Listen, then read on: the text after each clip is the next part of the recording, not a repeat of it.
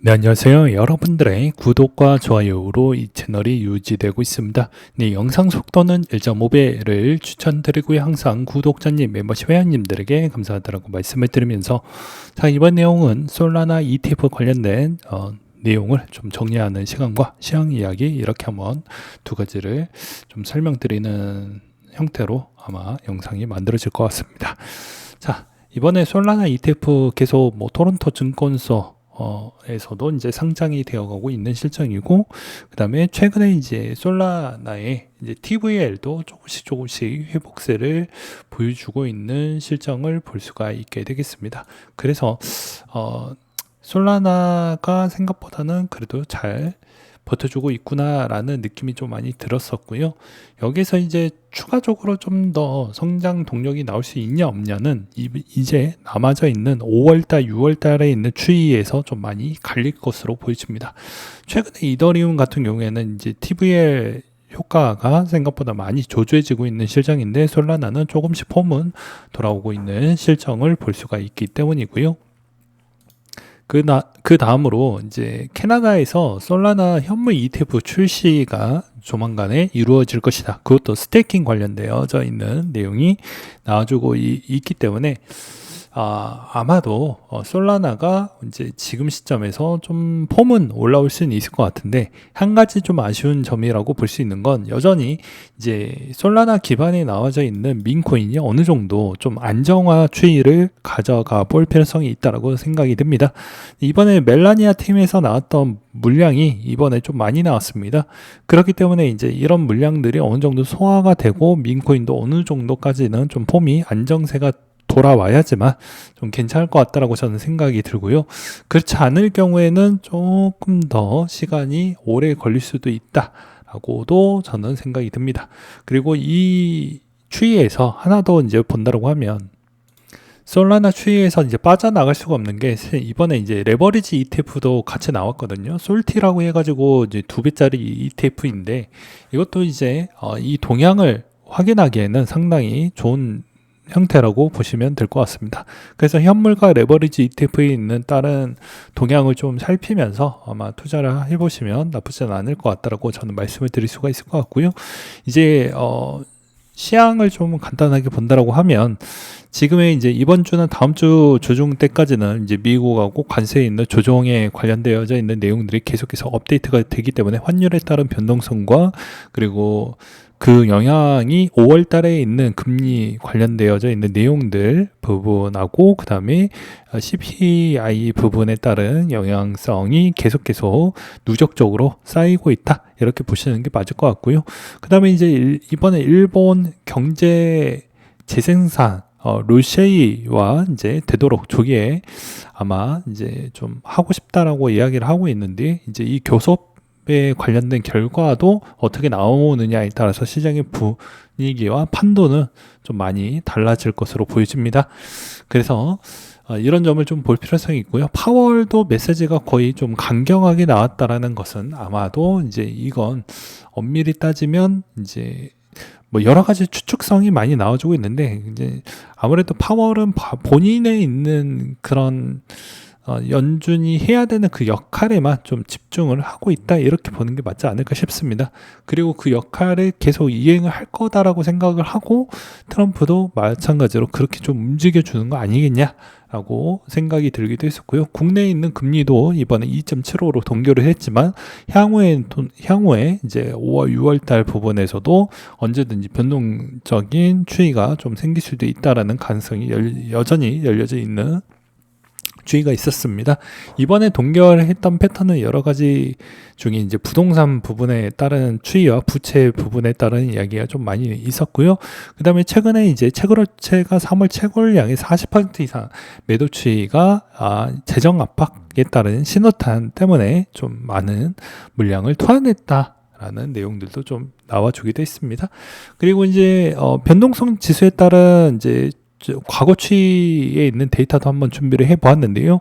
여기서도 이제 빅스가 60을 돌파했던 코로나 쇼크와 금융위기 때를 보았을 때도 말 그대로 좀 더 빠르게 회복을 해 주었던 추이가 있었다 라는 걸 알 수가 있었습니다. 근데 요즘에는 이제 관세 전쟁에 빠따로 많이 참았다 보니까 면역화가 좀 돼서 그런지는 모르겠지만, 그럼에도 불구하고도 과거에도 이제 이런 사태가 있었기 때문에 시간이 어느 정도 해결을 해줄 것이다. 그러니까 지금에서 그렇게 관세에 너무 많이 겁을 많이 먹을 필요성은 없다. 뭐 이런 이야기가 좀 있지만, 결과론적으로는 이게 사람과 사람과에 있는 그 이해관계 상출이 좀 있다 보니까 이 사람과의 상처가 별로 없이 잘 매듭이 되어야지만 변수가 발생을 하지 않는 것입니다. 이게 사람이 제가 뭐 강요를 한다라고 해서 뭐 그 사람의 마음을 바꿀 수가 없잖아요.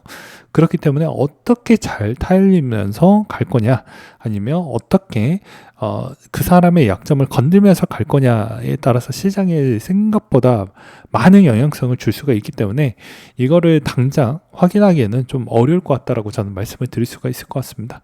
그리고 이번에 이 ETF 동향의적 추이에서도 그 영향이 그대로 좀 묻어난다라고 볼 수가 있는데요. 수급이 생각보다 붙어주고 있지 않는 모습을 볼 수가 있기 때문에 이번에도 거의 이제 유사한 패턴으로 좀 보고 있다. 그리고 여전히 이제 이더리움 쪽에서는 좀 잘 붙어져 있지 않고, 그 다음에 이제 오히려 솔라나는 어느 정도 폼은 조금은 회복은 해 주었지만, 여기서 이제 추가적인 폼이 더 올라올 수 있을 것이냐에 따라서 좀 달라질 수는 있다라고 말씀을 드릴 수가 있겠습니다. 그렇다고 해도 이제 이더리움이 아예 뭐 없냐? 아니죠. 업그레이드가 또 소식이 있습니다. 그 다음으로 이제 코인베이스의 비트코인 매도 타켓 매물대와 바이낸스와 추이를 좀 비교했던 데이터 두 가지를 한번 보도록 하겠는데요. 이 24년도 상반기 대량 매도 예약 매물이 등장을 하면서 시간이 걸리더라도 결국에 체결되었던 추이가 있었기 때문에 뭐 이런 매물대 추이에 따른 분석도 좀 참고를 하시길 바라겠고, 그 다음에 이제 우측에 보시면 25년도 3월하고 25년도 4월 달에도 코베 매수 우세가 좀 지속했었을 때가 있었고, 바넷마저 매수 우세가 진행됐던 추이가 좀 있었다. 이제 이런 추이를 좀 보게 되면 나중에 좀 더 반등적인 시그널이 곧 올 수 있는 가능성도 여전히 존재한다라는 이런 지표도 있었습니다.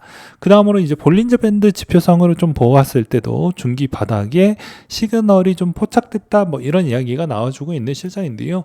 이거는 뭐 사람마다 보는 관점이 조금씩은 차이가 있기 때문에 뭐 그 완벽하게 뭐 정답이다라고 볼 수는 없을 것 같은데, 그냥 간단하게 제가 바라보는 시점으로 만약에 해석을 좀 해본다라고 하면, 이런 자리적인 추이가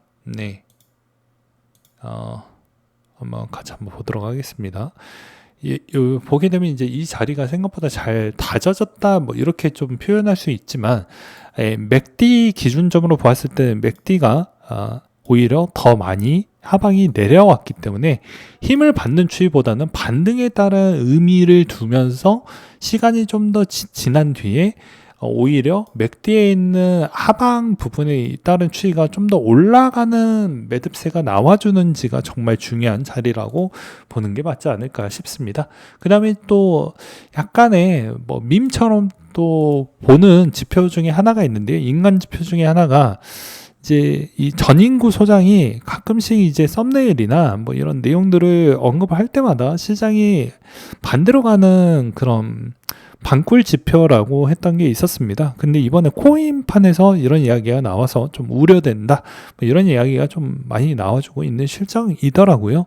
그래서 이번 내용도 한번 준비를 해봤습니다. 그래서 종합적으로 이제 보게 되면 아마 이제 4월달은 여전히 이제 관세 부분이 되고, 5월달부터는 이제 방향과 그 다음 넥스트 구간대로 넘어갈 수 있기는 하겠지만, 여전히 알트코인들에 따른 수급이 생각보다는 별로 좋지 않기 때문에 이런 쪽보다는 오히려 이제 가는 놈만 좀 더 가게 되고, 못 가는 이유는 못 간 만큼 오히려 어떻게 보면 이제 중소형 코인들 한 번은 펌핑이 나와주는 형태이긴 하겠지만, 그게 되게 짧게 치고 빠지면서 그런 움직임으로 보여주지 않을까라고 저는 그렇게 생각을 하고 있는 실정입니다.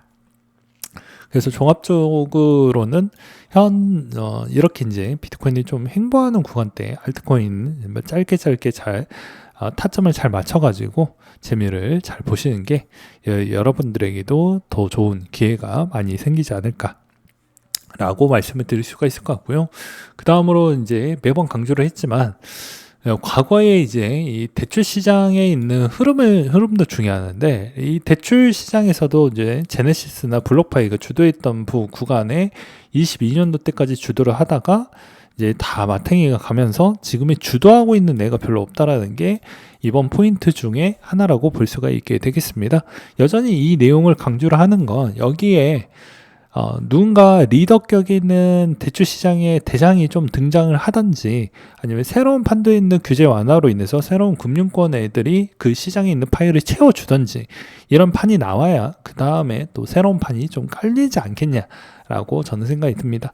그게 아니면 오히려 이제 이 민코인 부분에 알아서 SNS 기반의 이제 민코인 부분에 따른 트렌드가 다시 한번 자리를 매겨져야 되는데, 지금은 뭐 관세로 인해서 트래픽이 다 뺏겨버리고 있는 실정이다 보니까 뭐 이도 저도 안 되는 뭐 그런 흐름이지 않겠냐라고 생각이 드는 게 저희 개인적인 생각입니다. 네, 오늘 내용 대충 한 요 정도로 정리를 해보았고요. 이상으로 마치도록 하겠습니다.